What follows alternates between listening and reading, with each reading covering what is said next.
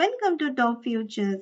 இன்னைக்கு நாம பார்க்க போற பதிவு replace one word to level up your conversation. நம்ம நார்மலா சென்டென்ஸ் ஃப்ரேம் பண்ணும்போது ஒரு சில டைம் ரொம்ப நார்மலான வார்த்தைகளை யூஸ் பண்ணி சென்டென்ஸ் ஃப்ரேம் பண்ணுவோம். அந்த நார்மல் வேர்டை ரீப்ளேஸ் பண்ணிட்டு கொஞ்சம் லெவல் அப் ஆன வெக்காபுலரிஸ் யூஸ் பண்ணி சென்டென்ஸ் தான் இன்னைக்கு பார்க்க போறோம். Number 1, to make an improvement. நம்ம உனக்கு இதுல கொஞ்சம் இன்னும் இம்ப்ரூவ்மெண்ட் வேணும். நான் கொஞ்சம் நல்லா இம்ப்ரூவ் ஆயிருக்கிறேன். நான் அந்த பிரசன்டேஷன்ல இன்னும் கொஞ்சம் இம்ப்ரூவ்மெண்ட் பண்ணியிருக்கிறேன்.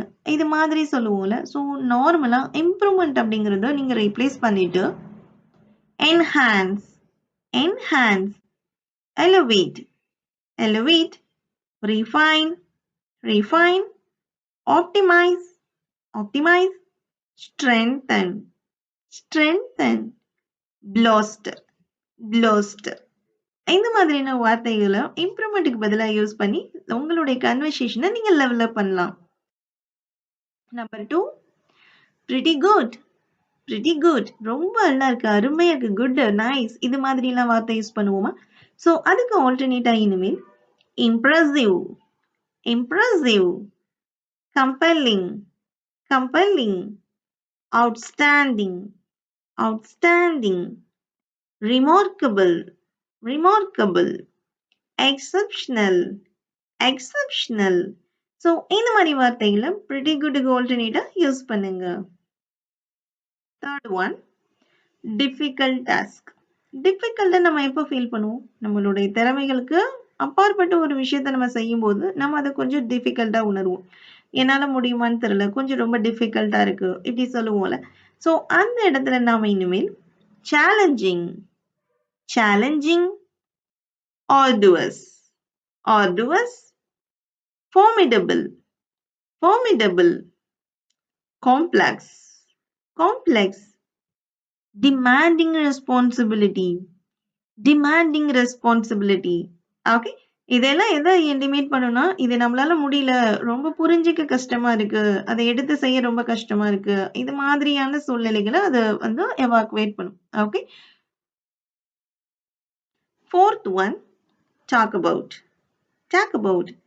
நம்ம இதை பத்தி அப்புறமா பேசலாம், இல்ல நம்ம இதை வந்து ஒத்தி வைக்கலாம், இதை வந்து கண்டினியூஸா கொஞ்ச நேரம் கழிச்சு நம்ம பேசலாம் அப்படின்னு ஒரு விஷயத்த ஸ்பெசிஃபை பண்ணுவோம் இல்லையா? டாக் அபவுட், அதை பத்தி பேசலாம் அப்படின்னு. ஸோ அந்த மாதிரியான இடத்துல address, address, discuss, discuss, convenient juncture அப்படின்னா கன்வீனியன்ட், நமக்கு ஏத்த தருணங்கள்ல அதை பேசலாம் அப்படின்னு அர்த்தம். Okay, convenient juncture.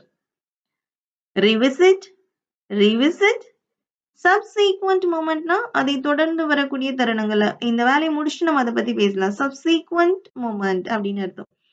defer, defer, deferனா ஒத்தி வைக்கிறது, நம்ம இதை கொஞ்சம் ஒத்தி வச்சிடலாம், அப்புறமா இதை பத்தி பேசலாம் அப்படின்னு அர்த்தம். ஓகே. ஸோ இனிமே டாக் அபவுட் பேசாம இதுல இருக்க சென்டென்ஸ் வேர்ட்ஸை யூஸ் பண்ணி என்ஹான்ஸ் பண்ணலாம். Fifth one, doing well, doing well. நம்ம ஒரு சில விஷயங்களை நல்லா பண்ணிட்டு இருக்கான், அவன் நல்ல குரோத், நல்ல செழிப்பா பண்றான், கணிசமா பண்றான், நல்ல குறிப்பிடத்தக்க வகையில பண்றான், நல்லா பண்றான், இந்த மாதிரி சொல்லுவோம்ல. ஸோ அந்த மாதிரி டூயிங் வெல் அப்படின்ற இடத்த நம்ம thriving, thriving, flourishing, flourishing. இந்த thriving, flourishing இது எல்லாமே ரொம்ப செழிப்பா பண்றாங்க அப்படிங்கிற மாதிரி வரும். substantial growth, substantial growth அப்படின்னா ரொம்ப கணிசமான வெற்றி, நல்ல கணிசமான growth இருக்குது, அந்த மாதிரி. Okay, substantial growth. robust, robustனா ரொம்ப வலுவான வெற்றி, வலுவான பெர்ஃபார்மன்ஸ், பயங்கரமா performance, robust. notable, notable means குறிப்பிடத்தக்க சக்சஸ், சிக்னிஃபிகன்ட் சொல்லுவோம் இல்லையா? ஸோ டூயிங் வெல் நல்லா பண்றாங்க, சிக்னிஃபிகன்ட் வெற்றி, அது மாதிரி notable. Okay. Sixth one, bad idea, bad idea. பேசிட்டு இருக்கும்போது ஒரு சில சொல்லக்கூடிய கமெண்ட்ஸ் அல்லது அவங்க சொல்லக்கூடிய ஐடியா சரியா இல்லை அப்படின்னு, இல்லை அது சரியா வராது அப்படின்னு சொல்லுவோம்ல. ஸோ அந்த ஐடியா ஏன்னா அந்த ஐடியா நல்லா இல்லை. ஸோ இது நாம ill advice, ill advice, detrimental, detrimental, counterproductive, counterproductive, unfavorable, unfavorable, significant drawback, significant drawback, significant சொல்லும்போது குறிப்பிடத்தக்கன்னு வரும். பட் நீங்க அத பேட் ஐடியான்னு இன்டிமேட் பண்ணணும்னா அது கூட drawback சேர்த்து சொல்லுங்க. significant drawback. Okay.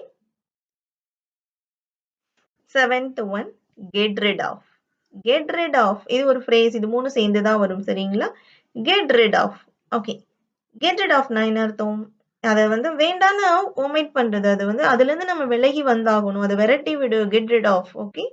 So இது நாம eliminate, eliminate, eradicate, eradicate, resolve, resolve, rectify, rectify, mitigate, mitigate.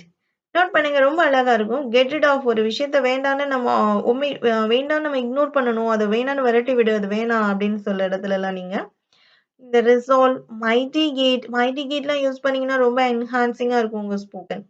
Okay. Last and final one, 8th one, Hari. சில விஷயங்களை நம்ம உடனே பண்ணு, அந்த வேலையை துரிதப்படுத்து, கொஞ்சம் வேலையை வேகமா செய்யவை, இது மாதிரிலாம் சொல்லுவோம்ல. ஸோ அந்த இடத்துல அந்த ஹரிபரி அப்படின்ற வேர்டு வருது. அந்த ஹரி அப்படிங்கிறத இனிமே நாம எக்ஸ்பெடிட், எக்ஸ்பெடிட், எக்ஸ்பெடிட். ஓகே. எக்ஸ்பெடிட் அப்படின்னா துரிதப்படுத்து, இல்லைன்னா விரைவாக செய், விரைவாக செய் அப்படின்ற மீனிங்ல வரும். ஓகே. எக்ஸ்பெடிட். Next, accelerate. accelerateனா என்ன? துரிதப்படுத்து, கொஞ்சம் வேகமா ரைஸ் பண்ண, accelerate. urgency, urgency, ரொம்ப அவசரம், urgency. ஓகே.